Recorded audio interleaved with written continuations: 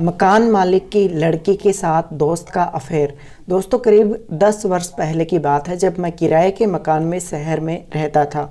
मेरे साथ मेरा एक दोस्त रहता था। मेरा दोस्त इसकिया मिजाज का था, जहाँ भी लड़की मिलती उसकी तरफ लाइन ज़रूर मारता था। मेरे मकान मालिक की बड़ी लड़की, जिसका नाम प्रियांशी था, उससे मेरे दोस्त को प्यार हो गया। अब मुझे काफ़ी ज़्यादा डर लग रहा था। हम ऊपर के कमरे में रहते थे और हमारी सीढ़ियाँ मकान के जो मकान मालिक का जो घर है उसके साइड में बाहर की तरफ खुलती थी। मुझे बार बार चिंता हो रही थी कि मेरा दोस्त मकान मालिक की लड़की के साथ कुछ कांड ना कर दे, वरना मेरे ऊपर भी बहुत ज़्यादा आँच आ सकती है।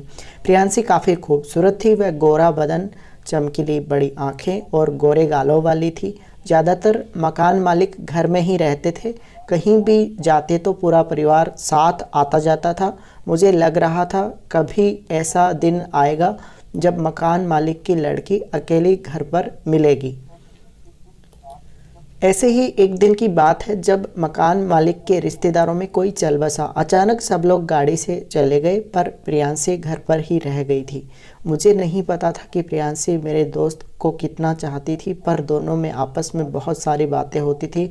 रात रात भर दोनों बातों में लगे रहते थे। मुझे पक्का यकीन हो गया था कि आज कुछ होगा। इसी बीच प्रियांशी घर का थोड़ा काम निपटाकर छत पर आ गई और मेरे दोस्त को नीचे जाने का इशारा किया। मेरा दोस्त तुरंत उसके साथ चला गया। मेरे को बोल गया कि मेन गेट अंदर से बंद है, थोड़ा ध्यान रखना, कोई आता है तो।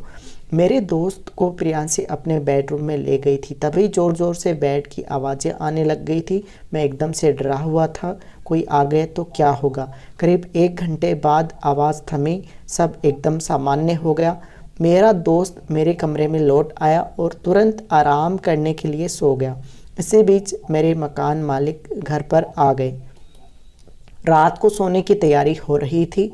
मुझे लगा कि मेरा दोस्त आज रात को वह सारी कहानी मुझे बता देगा जो उस बेडरूम में घटा। तभी उसने बताया कि वह पूरी तरह से संतुष्ट हो गया था और लड़की को भी उसने संतुष्ट कर दिया था, और उसने बताया कि हम दोनों फिर से मिलेंगे जब भी मौका मिलेगा तब। इसके बाद बहुत दिन बीत गए, कभी ऐसा मौका नहीं मिला कि मेरा दोस्त प्रियांशी से मिल सके। फिर एक बार शहर में एक बड़े मंदिर पर बड़ी भजन संध्या और भजन और भंडारे का आयोजन होना था। भजन संध्या से पहले ही मेरे दोस्त ने मुझे बताया कि उसकी मुलाकात प्रियांशी से हो सकती है। भजन संध्या वाला दिन आया और यह तय हुआ कि प्रियांशी और उसकी भाभी दोनों घर पर रहेंगे, बाकी सब लोग भजन संध्या में चले जाएंगे। मुझे यह पता नहीं था कि क्या भाभी को प्रियांशी के अफेयर का पता है या नहीं। तभी मेरा दोस्त रात को गेट खुला छोड़कर सोने लगा।